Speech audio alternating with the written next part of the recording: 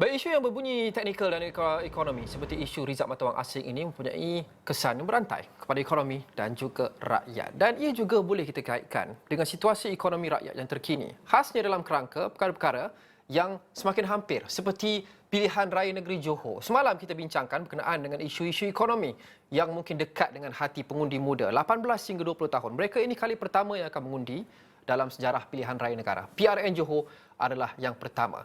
Hari ini saya mahu kongsikan lagi data. Di set touchscreen kami, seperti biasa, touchscreen Awani 745 dan juga Astro Awani, Johor memilih, kita lihat sejauh mana situasi ekonomi ya dalam kalangan rakyat Johor yang akan mungkin mempengaruhi keputusan mereka pada hari pengundian 12 Mac nanti. Kita mulakan dengan pendapatan bulanan MIN, pendapatan bulanan purata yang menjadi isu yang sangat besar yang sering bermain di fikiran rakyat tatkala datangnya pilihan raya di mana-mana peringkat sekalipun. Ini adalah data daripada Jawatan Perangkaan Malaysia sejak 2018, 2019 dan juga 2020. Ini adalah isu kos sara hidup yang sering diperbincangkan dan tunjang kepadanya adalah pendapatan bulanan.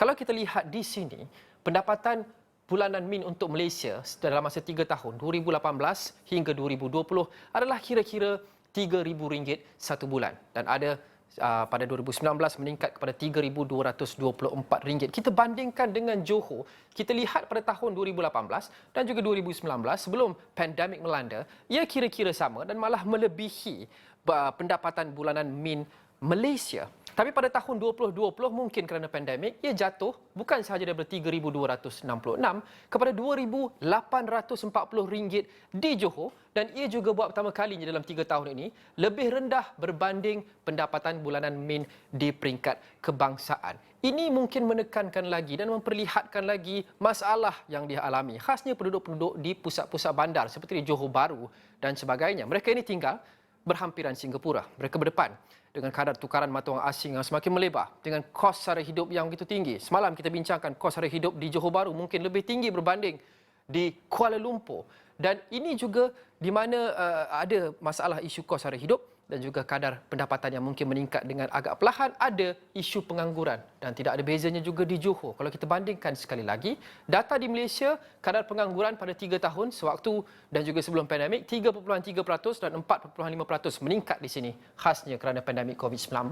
Di Johor kita lihat meningkat agak signifikan daripada 2.7% kepada 3.5%.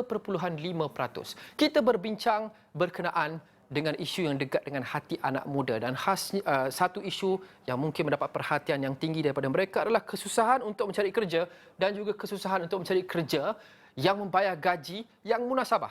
Ini mungkin isu-isu yang akan bermain di fikiran mereka tatkala mereka membuang undi untuk kali pertama pada 12 Mac ini. Di sebalik data, itu ceritanya. Dan 3 daerah di Johor, menurut data Jabatan Perangkaan Malaysia, yang mempunyai kadar pengangguran tertinggi adalah ini: Johor Bahru, Kluang dan juga Pontian. Kita lihat di sini mencecah sehingga 4.0% kadar pengangguran.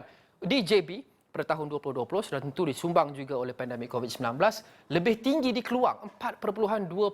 Ini juga tinggi berbanding dengan purata kebangsaan dan begitu juga 4.0 di Pontian.